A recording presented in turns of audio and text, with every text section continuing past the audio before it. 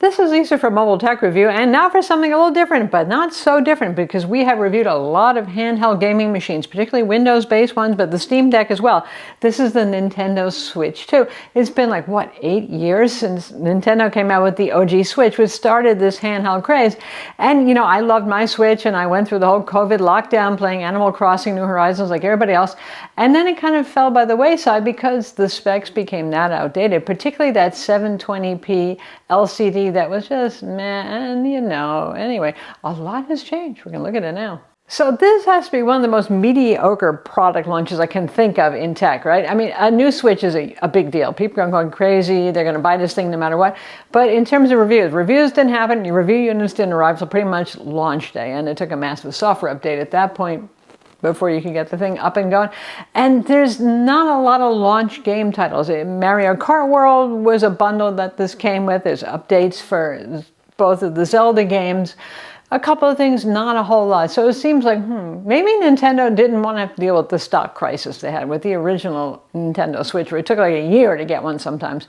Or maybe they just knew it would sell itself. Anyway, happily, inventory seems to be better for this time around. And if you want one, it might take a little patience, but you probably could get one within a week just by hitting up the usual places that sell these and getting on pre-order lists or whatever, that sort of thing. So that's good. Not so great is the fact that it's $450. So supposedly, if you adjust for inflation, which is something we're still getting used to, the amount of inflation we've had in the last several years, that's $50 more than the OG Switch at launch time. I don't know if this is, you know, inflation is a very subjective feeling. It's not cheap, but we're going to talk about how much more expensive the competition is. And if you want it with Mario Kart World, and of course you do, then you can add that on for $50, which is cheaper than buying the game separately. Games are getting more expensive on all platforms, including here, running from 60, 70 bucks, and you know, maybe we might hit 80, yeah? So it's all getting more expensive. But botched launch. They didn't make it seem like you should be excited by this, and even I wasn't. But then, you know, you take a look at the specs and say, all the reasons I stopped using my Switch. You get one, you go, oh, I get it now. This is fun again, and I really want to use this thing, and maybe I'm not going to run to my Steam Deck or my Asus ROG Ally or my Legion Go, that sort of thing. So now you have an 7.9-inch, call it 8-inch, edge-lit IPS display, HDR10. I'm kind of bummed it's not OLED. I know you are too. We know Nintendo, they're going to do what they did the last time, and there'll be an OLED edition later. That said, I find that handheld gaming devices tire my eyes a bit when they're OLED, so maybe I'm okay with this. Anyway, it's 1080p resolution. When I look at the original Switch now, it just looks grainy, it looks kind of pathetic. This doesn't. Even when playing Switch 1 games that are still really running at 720p on the display, they haven't been up-res yet. It's worth it right there. The speed improvements are also very noticeable in this. We have an NVIDIA custom processor. We have 12 gigabytes of low-power DDR5X RAM instead of 4 on the old console. Now, storage is 256 gigabytes of solid-state storage, UFS. The OG one was 32 gigabytes, but, you know, the Switch 2 games are going to be a lot bigger, too, so you're going to need more space. It still has the cartridge game console slot, you know, so if you have your Switch 1 games, you can pop it right in and play. But if you notice, even if you go to go buy physical media in the store, most of the time it's really a download code that you're getting. So probably we're not going to see actual games loaded on cartridges anymore because there's so many downloadable updates to these games, they probably figure, what's the point? Also, you have expandable storage, but it's micro SD express card. So those are a little harder to find, and they are more expensive. They are a lot faster though. So that's the storage media here when 256 gigabytes of internal storage gets filled up because you feel compelled to carry every game ever made for Nintendo on this thing.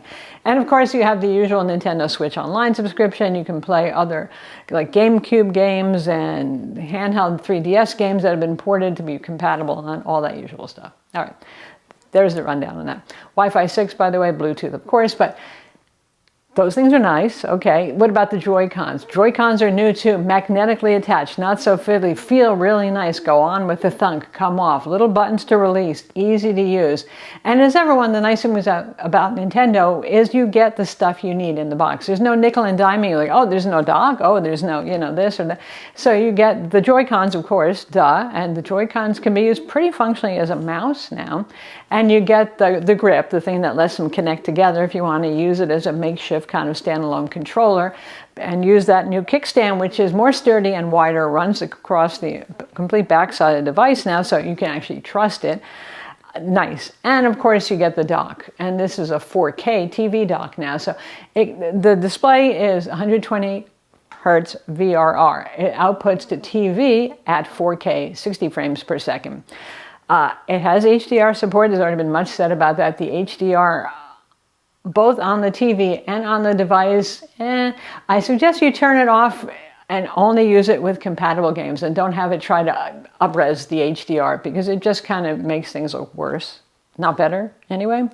It does have HDR support and 5.1 audio support out. So the new dock has a fan, because this thing does actually get a little bit warm sometimes. Not hot, not burning hot like a Windows handheld can sometimes. And the dock has two USB-A 2.0 ports, and underneath the little removable cover, as ever with Nintendo Switch docks, you have HDMI, Ethernet, and, well, the power connector too. So on the unit itself now, the console, we have USB-C top and bottom. So more convenient that way. You can charge it top, you can charge it bottom, and you can plug in peripherals as well. You won't have to get a microphone. So finally, you have a built-in microphone and pretty decent stereo speakers, actually, along with some pretty good haptic vibration. So you can do chat right on the device now. You don't have to buy accessories just to be able to chat with your friends. So now you're starting to say, hey, all this sounds pretty good. Like, I might want to start using a Switch again with all these quality improvements that bring it up to date, right? So it's not like a dinosaur. That's good. You can even use the old Pro controller if you want. Mine was so worn out. I did get the new one, plus I need to get the new one to do this review for you. They're pretty similar. The new one has a more pleasantly textured kind of grip to it and feels more quality. It's also overpriced at $85. The old one, the only drawback with the old one is that the home button will not turn the console on. So you'd actually have to hit a button on the console. So like if you're using it docked or something like that, that can be inconvenient. But worse things could happen. So you can use the old one if you still have the old one sitting around. Good then. Now, we could do things like benchmark Cyberpunk, something that we would do on a Windows laptop and that sort of thing. But honest to goodness, if you're looking for out-and-out performance, then I think clearly probably you want to either get a Windows gaming laptop or a console. You can get a PlayStation 5 for $500, $50 more than this, for example. So, and there are plenty of videos out there if you want to see like benchmark frame rates and all that sort of thing. Probably not what most people are actually looking at the Switch 2 for, though, to be the apex of AAA title high frame rate gaming and high resolution. It's not. Claimed battery life on this is anywhere from 2 to 6.5 hours, which really isn't as high as the claimed battery life for the outgoing one, and it is a more powerful device, so I guess that's understandable with a bigger display on board, and it will depend on what you're doing with it, what kind of game you're. Yeah, if you're doing Cyberpunk, shorter. If you're doing Animal Crossing, probably at the longer end. I mean, I'm averaging about 3 hours so far playing a lot of Mario Kart World and Animal Crossing and a couple of other games.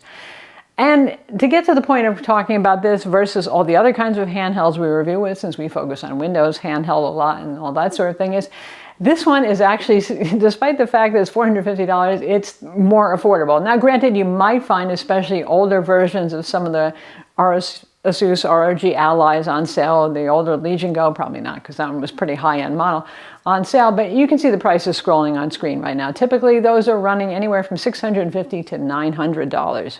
So and that doesn't include docks and other nice accessories, right? So price alone, there's that.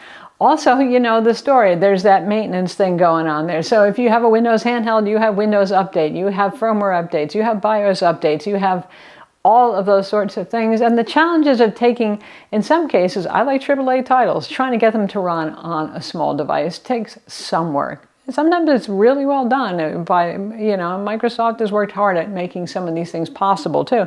But it can be a trial. But obviously with Nintendo, you're getting this because you love the world of Mario, right? And you love Animal Crossing and all those things.